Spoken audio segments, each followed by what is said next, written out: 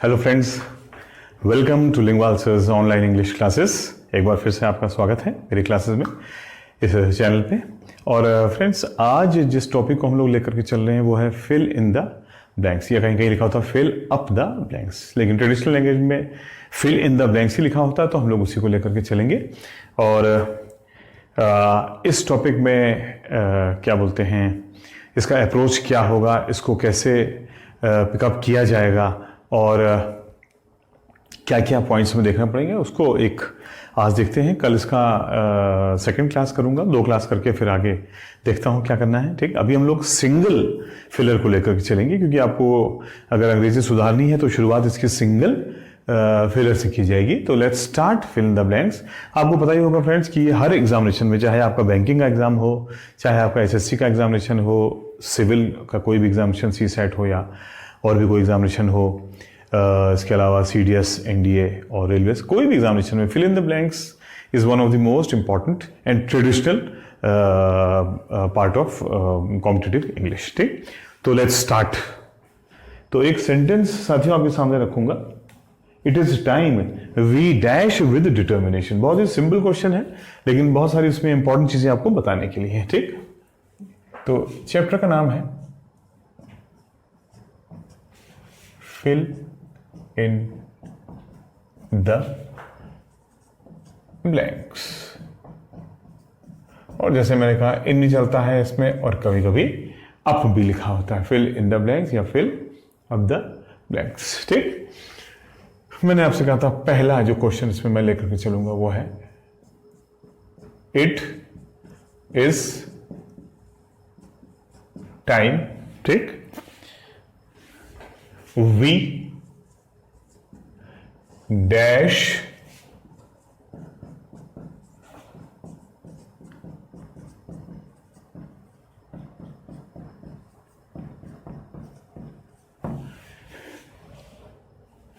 मेरी राइटिंग के लिए थोड़ा सा आपको एडजस्ट करना पड़ेगा, क्योंकि उतनी अच्छी नहीं है, आप देख सकते हैं, लेकिन आपके सामने क्लियर है, इसलिए सेंटेंस आपके सामने छोड़ रहा हूं। लिखा है कि it is time we dash with determination.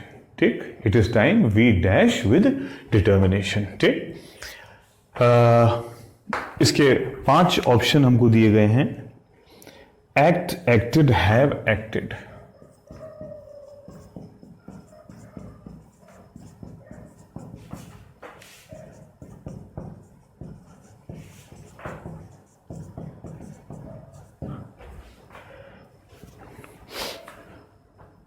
will act and would act.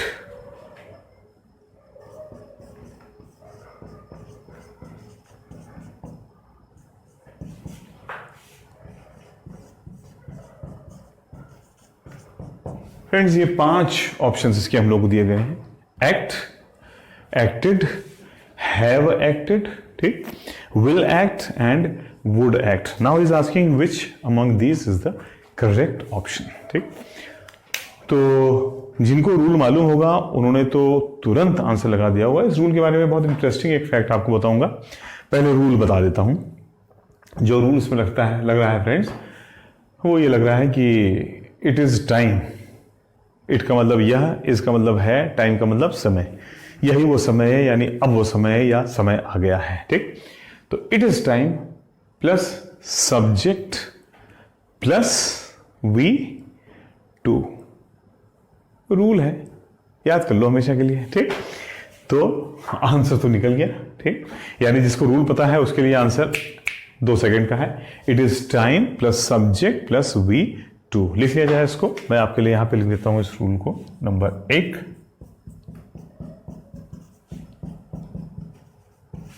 It is time plus subject plus V two. V two का मतलब जो लोग ना जानते हो, वर्ब का सेकंड फॉर्म, वर्ब का सेकंड फॉर्म। तो अब आप इसमें देखिए कि वर्ब का सेकंड फॉर्म कौन सा है। आप देख सकते हैं एक्ट, तो भाई बेस वर्ब है, यानी ये तो वी वर्ब वन हुआ, वर्ब का फर्स्ट फॉर्म, ये है V1। ठीक, एक्टेड, एक्ट, एक्टेड, एक्टेड। ठीक, एक्ट होता है V1, एक्टेड होता है V2 और एक्टेड ही होता है V3 भी। मैंने आपको साथियों पहले भी बता रखा है, आप चाहें तो पिछले वीडियोस में देख सकते हैं। मैंने आपको बहुत क्लियर बता रखा है कि V2 और V3 अगर सेम है, एक्टेड V2 भी है और एक्टेड ही V3 भी है, ठीक। जैसे ड्राइव तो नहीं आएगा, और कुछ भी आ सकता है आपका, चेक्ड, ठीक। आपका और भी तमाम, मतलब हर दूसरा तीसरा वर्ब इसी उसमें आ जाएगा। हियर, हर्ड है ना, HEARD और HEARD सेकेंड और थर्ड फॉर्म होते हैं। तो लाइक, लाइक्ड, लव्ड। तो ग्रामर ये कहती है कि भाई लव तो हो गया V1 या लाइक तो हो गया V1, और लाइक्ड दोनों V2 और V3 चल रहे हैं, ठीक। अगर दोनों V2 और V3 सेम है तो मैं आपसे बता रहा हूं दोनों के बीच में डिफरेंस क्या है। दोनों सेम है, आप कैसे पता लगाएंगे कि कौन सा V2 है और कौन सा V3 है? बहुत सिंपल, मैंने आपको पहले बताया, दोबारा फिर रिपीट कर रहा हूं। अगर इस V2 या V3, लव्ड या लाइक्ड, ठीक, के पहले अगर एक हेल्पिंग वर्ब आ रहा है, तो वो V2 हो ही नहीं सकता है। यानी V2 के पहले कभी भी कोई हेल्पिंग वर्ब नहीं आता है, सिंगल वर्ड होता है, वो इंडिपेंडेंट होता है। अगर सिर्फ एक्टेड या लव्ड या लाइक्ड लिखा है तो वो V2 है, और अगर उस लाइक्ड, लव्ड और एक्टेड के पहले इज, वॉज, एम ऐसा कोई भी शब्द, ऐसा कोई भी हेल्पिंग वर्ब आ रहा है तो वो V2 नहीं फ्रेंड्स, वो V3 हो जाता है, ठीक। ध्यान रखिएगा। तो यही डिफरेंस है V2 और V3 में, ठीक। मैं यहां पे लिख देता हूं, यानी V2 के पहले नो हेल्पिंग वर्ब, V2 के पहले नो हेल्पिंग वर्ब। V2 से पहले कभी कोई हेल्पिंग वर्ब नहीं आता, V2 इंडिपेंडेंट होता है, सिंगल वर्ब। और V3 बगैर हेल्पिंग वर्ब के आता ही नहीं है, बनता ही नहीं है। याद रखिएगा, ये लिंगवाल सर की इंग्लिश है, ठीक। हर आदमी नहीं जानता है, हर आदमी नहीं बता सकता है, ठीक। तो क्या बताया मैंने, रूल नंबर 3, V2 और V3, if V2 and V3 are same, तो डिफरेंस क्या होगा? हेल्पिंग वर्ब है तो V3 है, हेल्पिंग वर्ब नहीं है तो V2 है, सिंपल पास्ट, ठीक। तो और सीधी सी बात है, HV प्लस V3, या ये बोले इसका उल्टा रूल, V3 के पहले हेल्पिंग वर्ब इज कंपल्सरी।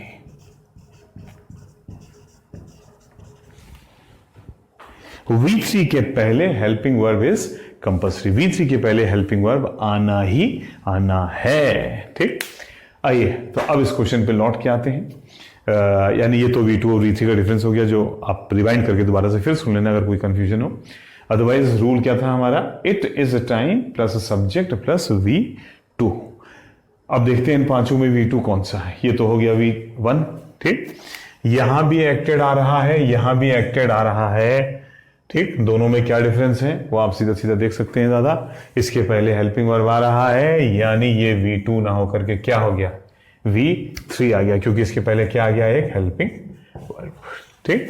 और ये इसके पहले कोई हेल्पिंग वर्ब नहीं है, नो HV। देखिए यहां भी कोई हेल्पिंग वर्ब नहीं दिया गया है, V के बाद, सब्जेक्ट के बाद सीधे, तो इट इज टाइम, तो ये रूल हो गया, प्लस सब्जेक्ट प्लस V2। यहां V2 आना चाहिए था, नो हेल्पिंग वर्ब है इसलिए इसको क्या माना जाएगा, वर्ब का सेकंड फॉर्म है ये, क्योंकि एक्टेड और एक्टेड दोनों आ रहे हैं। इसके पहले हेल्पिंग वर्ब है, ये थर्ड फॉर्म हो गया, इसके पहले हेल्पिंग वर्ब नहीं है, सेकंड फॉर्म हो गया।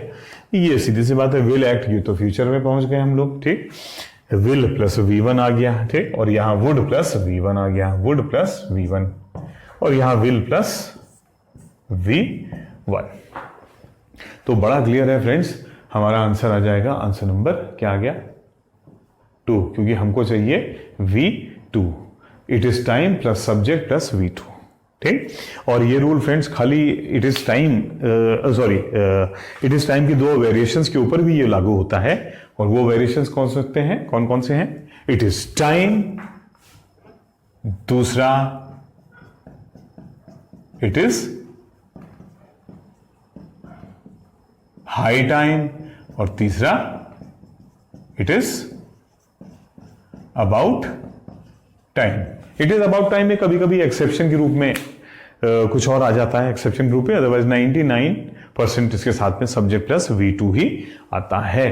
तो ये तीनों, it is time, it is high time, it is about time अगर आता है तो उसके बाद में सब्जेक्ट प्लस, अगर ये कॉम्बिनेशन बन रहा है, कभी कभी इनके बाद में सीधे 2 + V1 भी आ जाता है, मैं उस पर नहीं जा रहा हूं, लेकिन it is time, it is high time, it is about time के बाद में अगर एक सब्जेक्ट आ रहा है तो आने वाला वर्ब सिर्फ और सिर्फ V2 वर्ब के सिंपल पास्ट फॉर्म में रहता है। ठीक, और इसका मीनिंग क्या होता है फ्रेंड, जरा वो भी देख लेते हैं। मैंने कहा था इट इज टाइम, यही वह समय है। ठीक, यानी वो समय आ गया है, सेंटेंस प्रेजेंट में चल रहा है। ठीक, और कमाल देखिए, यही कंफ्यूजन होता है स्टूडेंट को, ये इज प्रेजेंट है। ठीक, और सब्जेक्ट के बाद में एक दूसरा नया सब्जेक्ट, ये एक सब्जेक्ट वर्ब था और यहाँ एक सब्जेक्ट नंबर 2 एक नया सब्जेक्ट आ गया है। उसके बाद में भी कायदे में सिंपल प्रेजेंट ही आना चाहिए। ठीक, लेकिन उसके बाद देखिए क्या आ गया, सिंपल पास्ट वर्ब का सेकंड फॉर्म आ गया। यही इस क्वेश्चन में कंफ्यूजन क्रिएट करता है और इसीलिए मैं इसको आपको बता रहा हूं। ठीक, और देखिए बड़ा इंटरेस्टिंग क्वेश्चन है। क्वेश्चन प्रेजेंट में चल, इट इज टाइम प्रेजेंट में चल रहा है, वी के बाद में V2 पास्ट में आ गया। ठीक, और कमाल की बात देखिए, बात हो रही है फ्यूचर की। चेक करिए, क्वेश्चन पढ़ के देखिए। इट इज टाइम, समय आ गया है, वी एक्टेड विद डिटर्मिनेशन, अब वह समय आ चुका है कि हम डिटर्मिनेशन के साथ, हम पूरे दृढ़ता निश्चय के साथ वी एक्टेड, कार्य करें। देखिए बात हो रही है फ्यूचर की, एक टेंस चल रहा है प्रेजेंट का और दूसरा टेंस आ रहा है पास्ट में। ऐसा क्यों है, पूछिए ऐसा क्यों है? अरे भाई मैं क्या जानूं, यही तो इंग्लिश है, यही तो इंग्लिश के कंफ्यूजन्स हैं, यही तो इंग्लिश के आपके कॉम्प्लिकेशंस हैं। ठीक, कि सेंटेंस प्रेजेंट में चल रहा है, ठीक, एक पार्ट प्रेजेंट में एक पार्ट पास्ट में है और बात कर रहा है फ्यूचर की। ठीक, तो it is time we acted with determination. ये था हमारा सेंटेंस नंबर 1। आइए let's go to sentence number 2। उम्मीद करता हूं आपको सेंटेंस समझ में आ गया होगा। ठीक,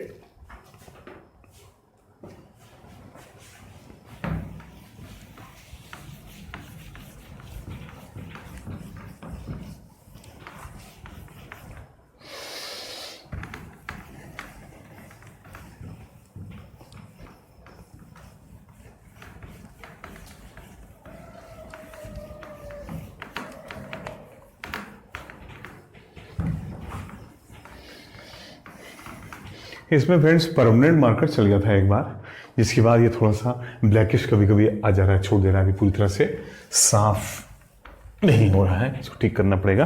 खैर, let us move to sentence number 2। और इस बार एक सेंटेंस मैं आपको दे रहा हूं, ही knelt at his side. Sentence number 2।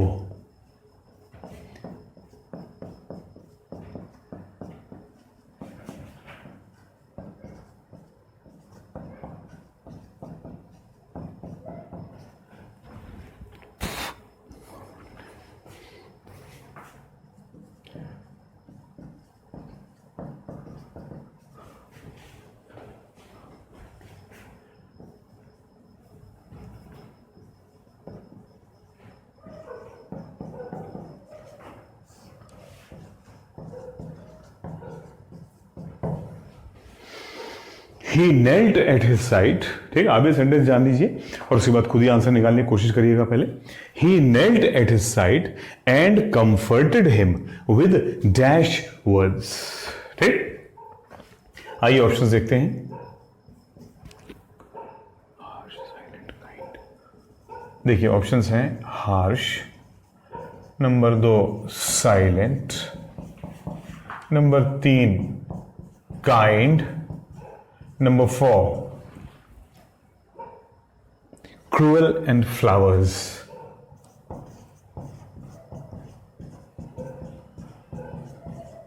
Friends ये सब वही क्वेश्चंस हैं जो आपके एग्जामिनेशन में आ चुके हैं।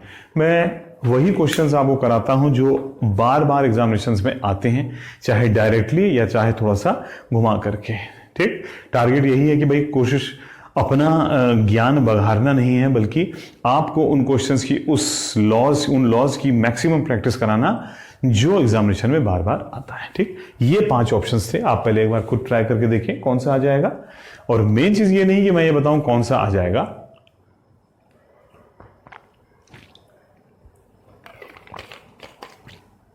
मेन चीज ये जानना है कि जो ऑप्शंस हैं वो क्यों कट रहे हैं, वो क्यों कट रहे हैं। उन पांचों ऑप्शन के बारे में जो अच्छी तरह से जानकारी दे सकता है वही अच्छा टीचर है। ठीक, घूम लो ऑनलाइन में गोल गोल और फिर पता लगाओ कि इन पांचों का सबसे अच्छा एक्सप्लेनेशन कौन दे सकता है, पांचों ऑप्शंस क्यों कट रहे हैं। ठीक, आइए। तो he knelt at his side, let's look at the question. He knelt, kneel, knelt, knelt, kneel, kneeled, kneeled भी होता है, लेकिन नील, नेल्ट, नेल्ट, नील का मतलब KNEEL, नील का मतलब घुटनों के बल बैठना, झुकना, नी है ना। तो नेल्ट, ये देखिए, नी, नेल्ट, नेल्ट, फिर वही कहानी हो गई। नेल्ट के पहले कोई हेल्पिंग वर्ब नहीं आया है, इसका मतलब ये क्या है, V2। ठीक, तो ही नेल्ट, यह है हमारा सब्जेक्ट, यह है हमारा V2, यह है हमारा preposition eight his side. Preposition के बाद में एक ऑब्जेक्ट आना ही आना है, आ गया, और हिज यहां पे एक एडजेक्टिव के रूप में आ रहा है। ठीक, इन सब का डिटेल हम लोग ऑफलाइन बैच में पढ़ते ही पढ़ते हैं, इसलिए अभी उन चीज़ों को, सारी चीज़ों को लेकर के चलेंगे तो एक क्वेश्चन में ही 1 घंटा के ऊपर लग जाएगा। ठीक, इसलिए वो सब चीज़ें हम लोग स्टेप बाय स्टेप करते ही रहते हैं या करते ही रहेंगे आगे। फिलहाल जो क्वेश्चन है उस पर जितना मैक्सिमम हो सकता है वो बता रहा हूं, बाकी और बहुत सारी चीजें। एंड लग गया साथियों, ये देखिए, ही नेल्ट एट हिज साइड, वह उसकी ओर झुका। एट हिज साइड का मतलब है उसकी तरफ, वह उसकी तरफ घुटनों के बल बैठा, झुका, घुटनों के बल बैठा। एंड के बाद मैंने आपको बताया, नहीं बताया तो अब बता रहा हूं, एंड उसी बात को आगे बढ़ाता है, उसी बात को आगे बढ़ाता है। एंड के बाद जनरली आप कह सकते हैं एंड के पहले अगर सेंटेंस पॉजिटिव था तो एंड के बाद भी सेंटेंस पॉजिटिव ही होता है, क्योंकि वो उसी बात को आगे बढ़ा रहा है। ठीक, I liked him and congratulated him या कॉम्प्लीमेंटेड हिम। ठीक, मैंने उसको पसंद किया और उसकी प्रशंसा की, प्रेज्ड हिम, प्रशंसा की, कॉन्ग्रेचुलेट किया उसको और उसको कोई कॉम्प्लीमेंट दिया। ठीक, तो इधर प्रेज आया और सॉरी लाइक आया, एंड के बाद में कॉम्प्लीमेंटेड या प्रेज्ड आ गया। ठीक, I disliked him and went away, मैंने उसको पसंद नहीं किया था और मैं वहां से अवे, दूर चला गया था। तो पहला पार्ट अगर पॉजिटिव है तो लाइक्ड, तो सेकंड पार्ट भी पॉजिटिव आ जाएगा, कॉन्ग्रेचुलेटेड, कॉम्प्लीमेंटेड। पहला पार्ट अगर नेगेटिव है, डिसलाइक, तो एंड के बाद भी उसी बात को आगे बढ़ाया जा रहा है, उसी नेगेटिविटी को आगे बढ़ाया जा रहा है। तो देखिए वो दूर चला गया था वहां से, उस जगह को छोड़कर। तो देखिए, and he knelt at his side and comforted him. Comfort का मतलब आप सबके सब जानते हैं, आराम करना।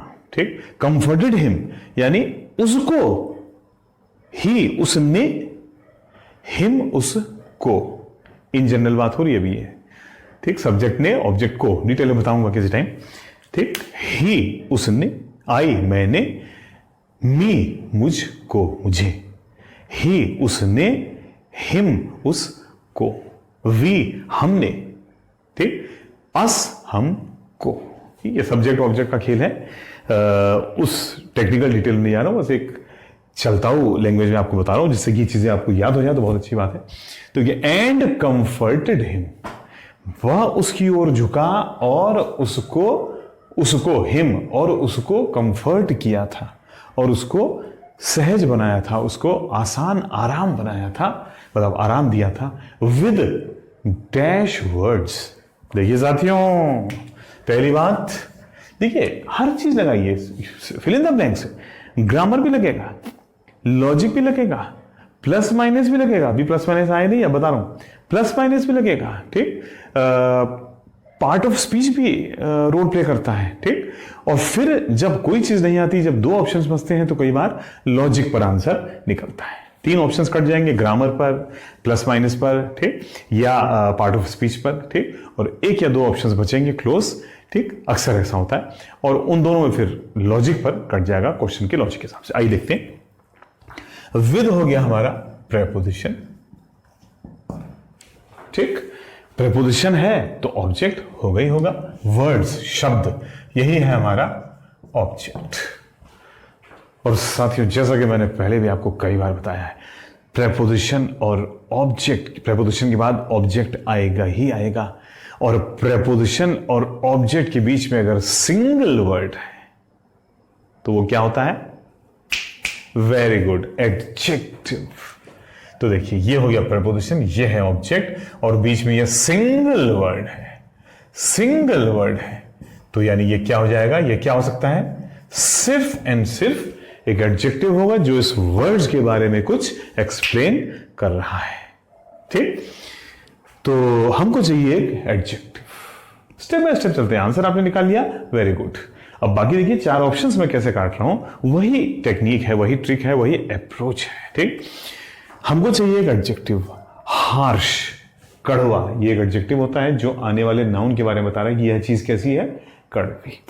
साइलेंट, जिस वर्ड के लास्ट में ENT आए वो इन जनरल एक एडजेक्टिव ही होता है, MENT नहीं फ्रेंड्स, याद रखिएगा। मेंट नाउन होता है, सिर्फ ENT एडजेक्टिव होता है। ठीक, तो ये एक एडजेक्टिव, ये भी एडजेक्टिव है, ये भी एडजेक्टिव है। काइंड तो भाई एडजेक्टिव है ही है, काइंड पर्सन। ठीक, ठीक है, तो पर्सन के पहले उसका नेचर बता रहे हैं काइंड, तो ये एडजेक्टिव हो गया। क्रूअल, ये भी एक एडजेक्टिव है। He is a very kind person, kind भी adjective, he is a very cruel person, वो भी एडजेक्टिव। लेकिन देखिए नंबर 5 फ्लावर्स, ये तो कहीं से भी एक एडजेक्टिव नहीं है, गया। ये क्या है, ये एक नाउन है, फ्लावर्स तो भाई एक वस्तु हो गई। ठीक, तो एक ऑप्शन तो कट गया भाई, ठीक, क्योंकि वो क्या निकल के आया, नाउन निकला। अब हमारे पास में बचे 4 option, harsh, silent, kind and cruel. आइए सेंटेंस पे एक निगाह डालते हैं। ही knelt at his side, वो उसकी ओर झुका, एंड कंफर्टेड हिम, और उसने उसको कंफर्ट किया, उसने उसको आराम दिलाया, उसको ढांढस बंधाया। अरे भाई ये तो बड़ी ही पॉजिटिव बात है, किसी को ढांढस बंधाना तो बड़ी ही पॉजिटिव बात है। और जाहिर सी बात है विद डैश वर्ड्स, तो जब आराम पहुंचाया होगा तो वो शब्द भी पॉजिटिव ही होंगे। यानी मुझे एक एडजेक्टिव चाहिए और वो भी पॉजिटिव। जैसे शोले में ठाकुर ने कहा था कि मुझे गब्बर चाहिए और वो भी जिंदा। ठीक, वैसे ही मुझे एडजेक्टिव चाहिए और वो भी पॉजिटिव। ठीक, कट गया हार्श, क्योंकि हार्श एक नेगेटिव वर्ड होता है, कड़वा, तीखा, खराब। हार्श कटा। साइलेंट न्यूट्रल वर्ड है, काइंड पॉजिटिव वर्ड है, cruel this is also a negative word. ये दोनों कट गए क्योंकि जो एडजेक्टिव हमको चाहिए वो सिर्फ पॉजिटिव हो सकता है। ठीक, क्या बचा, साइलेंट और काइंड। ये न्यूट्रल वर्ड है, प्लस माइनस दोनों हो सकता है। ठीक, और काइंड तो पूरी तरह से पॉजिटिव वर्ड है, आप जानते हैं, ये प्लस माइनस दोनों हो सकता है। ये न्यूट्रल है, ये नेगेटिव्स थे जो कट गए, this is a positive word. Let's see यहां पे क्या आ जाएगा, यहां साइलेंट और काइंड दोनों हो सकता है। अब लॉजिक की बारी आ गई, क्वेश्चन पढ़ के निकालेंगे कि लॉजिक के हिसाब से, ग्रामर के हिसाब से कौन सा फॉलो करना चाहिए। तो ही knelt एट हिज साइड, वह उसकी ओर झुका, एंड कंफर्टेड हिम, और उसने उसको आराम दिलाया था, विद डैश वर्ड्स। ये कहता है साइलेंट वर्ड्स। अरे मेरे भाई, जब आराम दिलाया था और वो भी शब्दों के साथ, विद का मतलब क्या होता है, के साथ, जब शब्दों के साथ आराम दिलाया गया है तो साइलेंट कैसे आ सकता है। साइलेंट का मतलब तो शब्द बोले ही नहीं गए, यानी ये ऑप्शन कट गया। कारण ये है कि वर्ड्स का इस्तेमाल किया गया है। तो बचा हमारे पास में क्या, सिर्फ काइंड। ठीक, विद काइंड वर्ड्स, बहुत ही दयापूर्ण, दयालु, बहुत ही काइंड, विनम्र शब्दों से उसको आराम पहुंचाया गया। ठीक, तो ये था साथियों हमारा sentence number 2। He knelt at his side and comforted him with kind words। ठीक, आइए let's move to word number 3। Third शब्द, 3 ही शब्द करेंगे आज।